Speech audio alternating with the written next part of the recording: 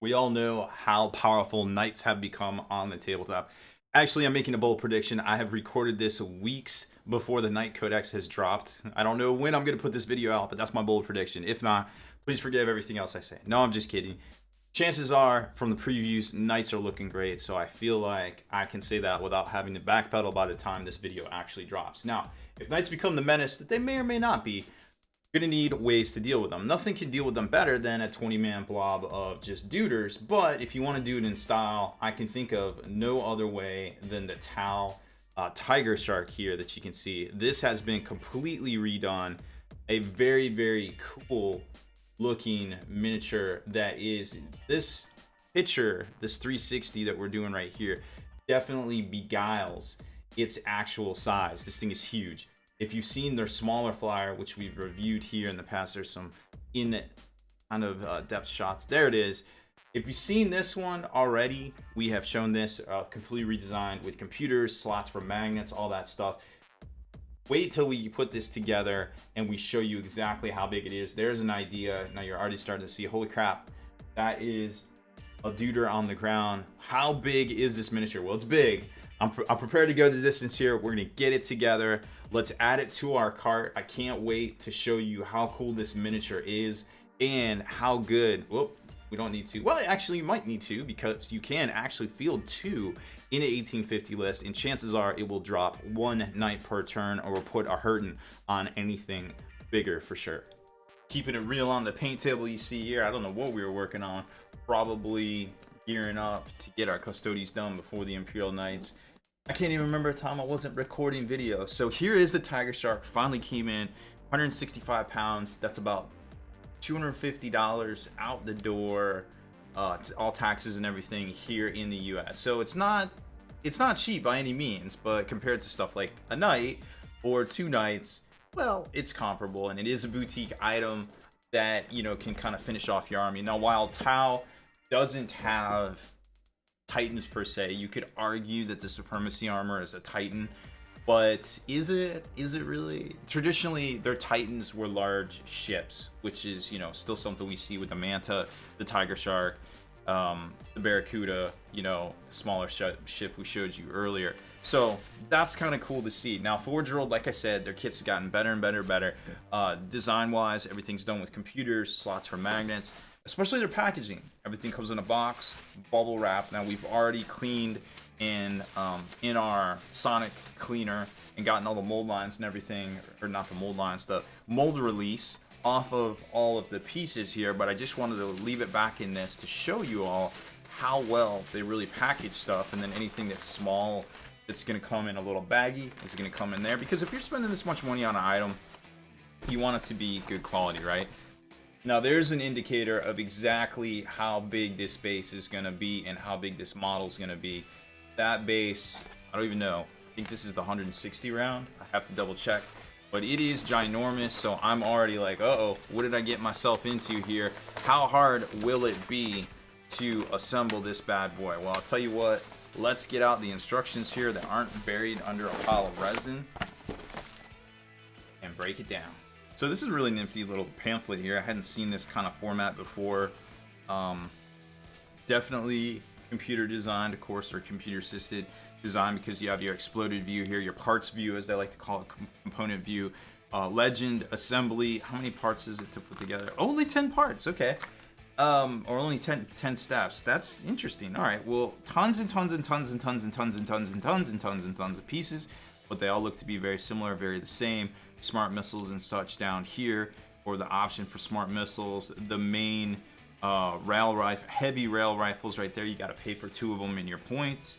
And burst cannon assemblies, large wings. This is going to be a big chunk. I haven't even looked at it quite yet, but this is giving me an idea of what to expect. 3 big pieces here to put the fuselage together, and then it looks like it's off to the races with a bunch of detail work and some underneath carriages and sort of things, hard points to mount. A couple design notes here. I'm sure we'll run into some of this stuff. And the foot pads look like they have to support a lot of weight too, because this is going to be a large. Where's the whole I want to make sure this thing has a flying stem. Needs a large crosshatch. So we'll see exactly how much weight flying stem can hold for this, or if it might be better to put it on, oh, there's the flying stem, to put it on a resin, a big piece of resin, clear resin acrylic. All right, let me get the parts laid out for you guys and myself so I can see what I'm getting into here, and then we'll hunker down and build this bad boy. So here it is, all laid out. We've got all the parts. It looks like some of these stems, burst cannons may have to be adjusted a little bit when we glue, or they might just slot in okay. I'm not sure. That's just my first looks. Looks like there's a couple of spots here that we could do magnets for, perhaps, on the drones. Not exactly sure if that's necessary, but we'll find out as well. Overall, I'm liking. It seems simple for a kit this size. I'm like, whoa, this seems achievable. Like, it's awesome, it's different, and it seems like it would go together easy. One little problem of note, I had never seen this before. One of these flight stems getting shattered. It actually shattered in the box. I didn't even notice it. No big deal. I got spares, but just be aware of that I guess these things really can snap. I can't even imagine how much pressure was put on that. So I've got my spare one right here, and I actually grabbed the Alex Hobbies base, the normal size flight base, just to see if it would balance on it with the crosshatch, because I really like the ability to kind of slim this down and keep it tight and be able to store it, as opposed to this ginormous base.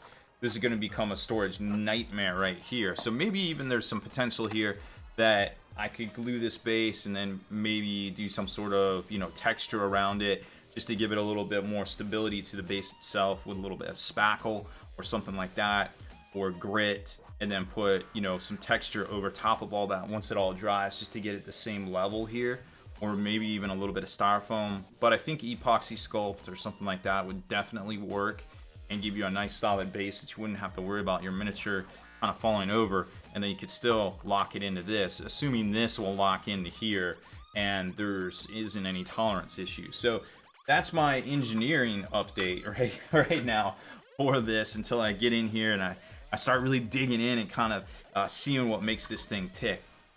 Now, detail-wise, I mean, this is incredible. Like, if you think about it, this piece right here is bigger than a Land Raider and almost the same size as a main blade. And from looking at it, I'm not seeing a lot of detail defects in the detail or anything. There's just a little bit of a catch right there, which is no big deal from the mold. Again, underneath, no little pieces of anything in here that looks like it pulled the mold out. Nice solid sculpt. Looks like it's definitely back heavy, like a lot of the weights at the back here, if that flight stem's right there, which I kind of like seeing, because then you know kind of where the weight distribution and all your things are going to be. I'm sure the rail cannons slot in here somehow.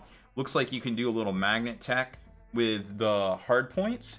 So maybe if you want to put the skids in here or do some underslung missile weapons or something, maybe that's a possibility. We'll take a look at that as well.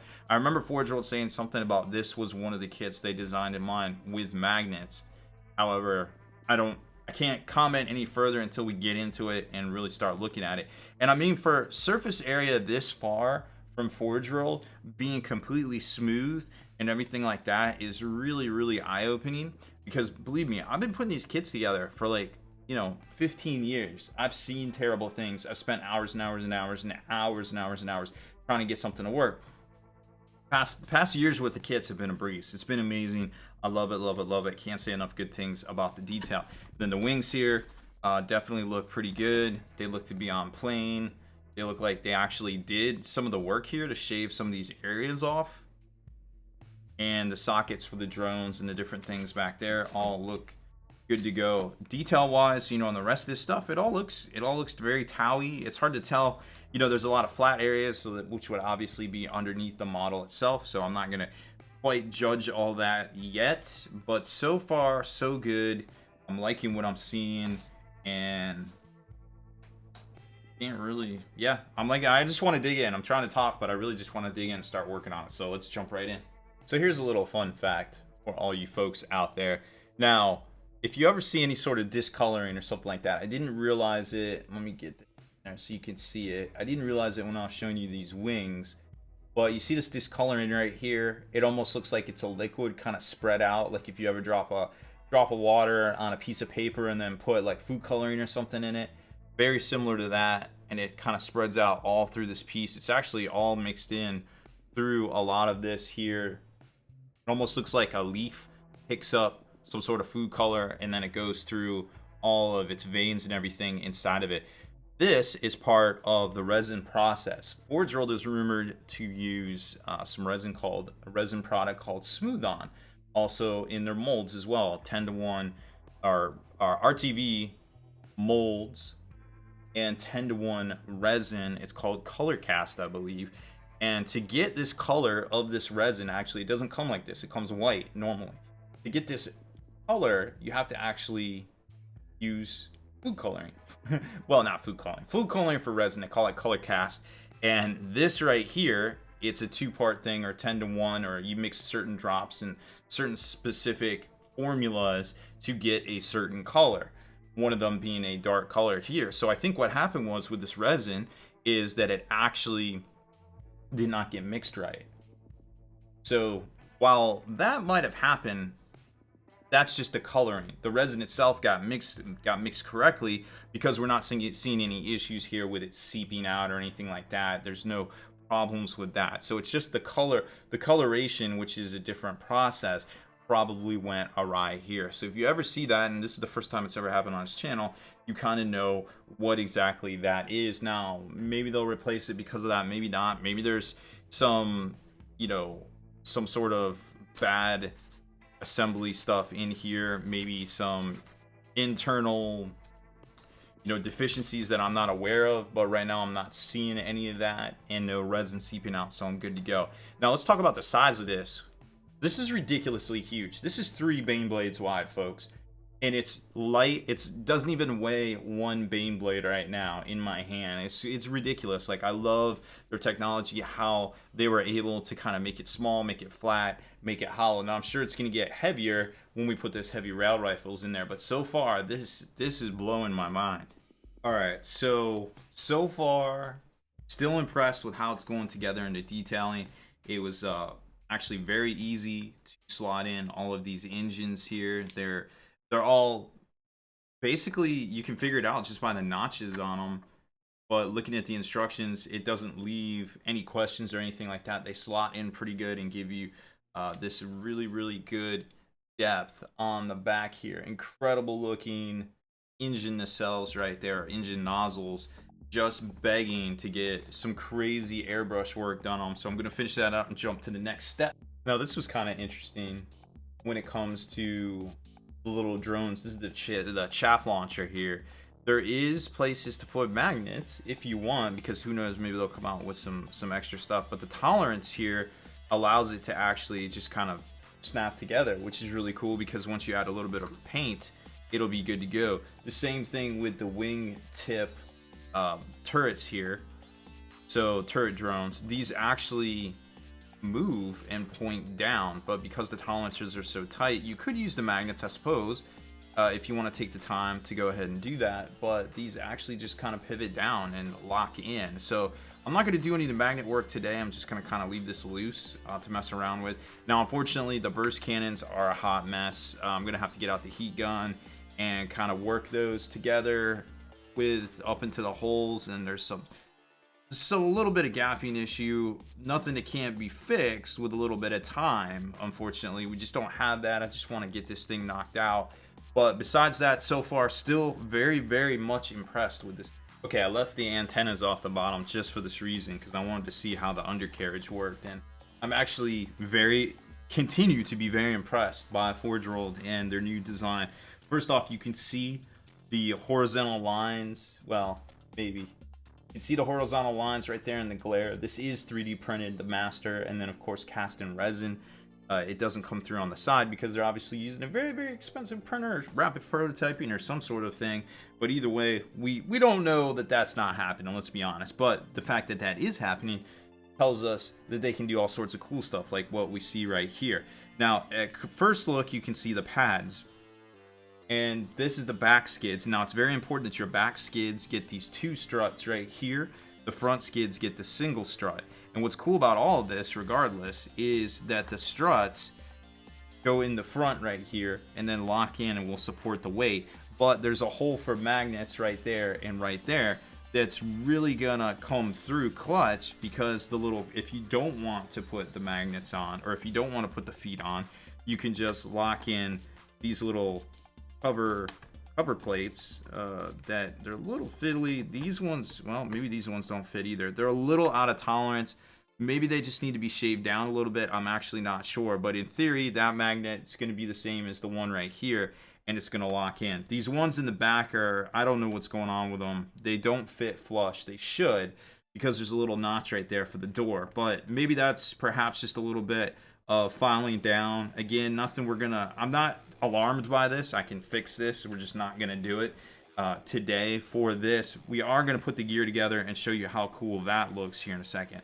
One last little gotcha that you need to be aware of before we talk magnets real quick and then jump on to some rules is the seeker missiles here have a hard point piece right here that actually is made for magnets. So this will hold a 1/16 inch magnet, but the problem is that I don't have any magnets that'll actually fit it. So what it's supposed to do is you put a magnet in the socket right here in my right hand and another one in whatever hard point weapon you want underneath it. In this case, it's a seeker missile, because that's all that comes with this. And then you glue, this will attract to each other, and then this little hard point looks kind of like a muffler O-ring sort of thing right there. That piece on top will lock into the wing tip, or actually glue into the wing right here on these hard points on the left and right. So that's how that's supposed to work. But unfortunately, I don't have any magnets that are shallow enough to actually fit in there. So womp womp. But it's a really cool design nonetheless. Now, let's talk about magnets real quick. So I figured out roughly what size magnets fit in here. Of course, I don't have any of them. I think these are all going off millimeter scale and not, imperial, which makes sense because it's England. So can't get mad about that, right? So these actually are slightly bigger, or slightly smaller than a quarter, but slightly bigger than 3/16 inch in diameter. So those are the only two sizes I have here. I'm actually not sure now that I look at it. I'll measure. So it is bigger than like in diameter. So it's roughly bigger than a 1/4 inch by a 1/2 millimeter, give or take, right there. So, and it's definitely shallow, but not too shallow that you couldn't put two separate magnets in there. I don't have these dimensions for you, unfortunately. They're not listed on Forge World's site, so it's a little depressing. But I can tell you right now, it's going to be a size slightly above a 1/4 inch.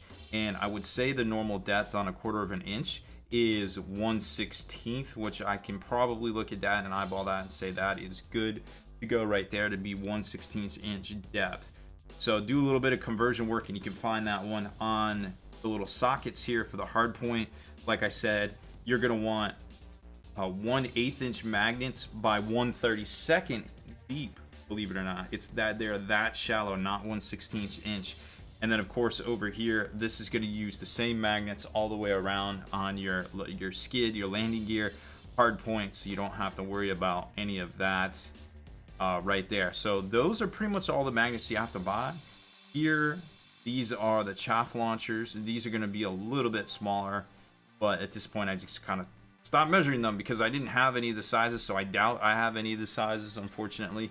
But just a little bit more work. If I do go ahead and spend the extra time magnetizing this, I'll put it in the comments below what I actually used, but these are the only sizes I have. So far they've worked really well because they're 1/8, 1/4, 3/8, stuff like that. So wrong measuring scale because we're different country, which makes sense, so can't even be mad about that. Wow, let me tell you what, man, I am smitten. Once again, Forge World has truly outdone themselves. I'm smitten on this model. Needs a little bit of gap work here, no big deal. That stuff's easy. I can do all that. So here's what it looks like with the gear inside of it. Now, the tolerances are so tight on this stuff, you literally don't need magnets for the chaff launcher and the underslung weapons. First cannon's going to need a little bit of work. Again, no big deal, because I've literally spent less time putting this together than a lot, I would say 90% of other models in my modeling career. So these will not stay in here, unfortunately, but you can kind of get an idea of how cool they look with the gear in it. And then of course you can just do the underslung covers if you want as well. I just need to touch those up. So I'm going to, actually, I'll just flip it over. I know they're going to fall off. This piece I just kind of tack glued in place, but you can magnetize it as well. And then right up here, boom, you've got the two heavy ion blasters. Actually, I wasn't sure it would flip over and the gear wouldn't fall off, but it appears that those tolerances were really tight as well. So they are actually in there. No glue, no magnets, no nothing. Just sitting in there. The same with these side weapons. Just locked into place. You can see where it's already starting to get a little bit of stress right there. But again, gives you an idea. And they flip down to shoot ground targets. Because remember, you're going to be shooting ground targets, or you're going to be engaging air to air right here with these weapons. So that just is very realistic. And then a little chaff launchers rotate as well. Not something you need to do in game, but who knows where the rule set's gonna go. So overall, whoop, there goes the gear. I knew it was gonna happen. So overall, I think it's a great kit. Now let's jump in and take a look at how good it is in game. $250. What do you get? Now remember this page where we put that vehicle into our cart. Well, it turns out Forge World's been going through and updating all of their data sheets. So for the most part, you can download the most recent rules right here for most of their units. It also includes Age of Sigmar. So here you can see the Tiger Shark data sheet. Now we do have the Imperial Armor Index, Xenos, yada yada yada, from July of last year, I think it was, that has all the rules in it. But as you can see, between the two, there have been rules updates already. Because the rules is written, this vehicle actually didn't work. It couldn't shoot its macro weapon, because it can't move and shoot macro weapons unless you have Titanic keyword. And guess what? This doesn't have Titanic keyword. So they gave it the rule Titan Hunter, and now lo and behold, it can move and fire those heavy rail cannons on the fly. Those are 120 inch range, macro 1, strength 18, neg 5, 2d6 damage. Each wound of a 6 made for this weapon inflicts an additional d3 mortal wounds in addition to any other damage. Ridiculous damage output. If you don't have an invulnerable save, GG, bro, because you are getting smoked. Furthermore, if you are Titanic keyword or a building right here, I don't know if you're seeing this, but I know there's a lot of text down here. You are going to take double, that's right, double damage here. When used against the units with Titanic or building, the damage inflicted by a macro weapon is doubled. This doubling takes place after the random damage has been rolled for. So in theory, you're going to roll 2d6, you're going to roll a 7, times 2 is 14. And then of course, remember, any 6s are a mortal wound. You've got seeker missiles. If you have marker lights on target, you're going to be firing with your ballistic skill, which is a 2 up here. Incredibly, you can actually re-roll 1s, believe it or not, through marker lights, or even being a sept. There's a sept that just allows you to re-roll 1s arbitrarily. Any vehicle with the sept rule, anything with the sept rules actually. So this right here has sept rules. Boom. Okay, seems good. Now, also what I like about these data sheets on Forge World is the fact that they have the points cost listed right here, and then you've got all your weapons. Do all the math on this with the with the burst pods, burst cannon rather. You're looking at 630 points. So in theory, you can field 2 of these. If you shoot against a Night Titan, chances are they might save it when invulnerable, but remember, you have 2 of these guns. So you might be getting between, on average, assuming 1 gets through, 14 to 18 damage, depending on, if you roll 6s up here, if you shoot all 6 of your seeker missiles, which in theory you have to. If you select to shoot, you have to shoot them. Rules is written. Crazy, I know. But I'm not saying it's right. I'm not saying it's wrong. I'm just saying currently rules is written. That's kind of how it reads. If you go through the, step 1, 2, and 3 of choosing a target and then, you know, allocating your shots. You can still split shots, but you still have to shoot all of your Seeker missiles, believe it or not. So kind of crazy, but that looks to be the way it works. So 630 points, you can get 2 in very easily in an army. 1260, still have roughly 620 points left over in 1850. A lot more in 2K. Gives you plenty of options to deal with those pesky Night Titans out there. So let's jump back to the paint table, and I want to show you one last shot of this in all its glory.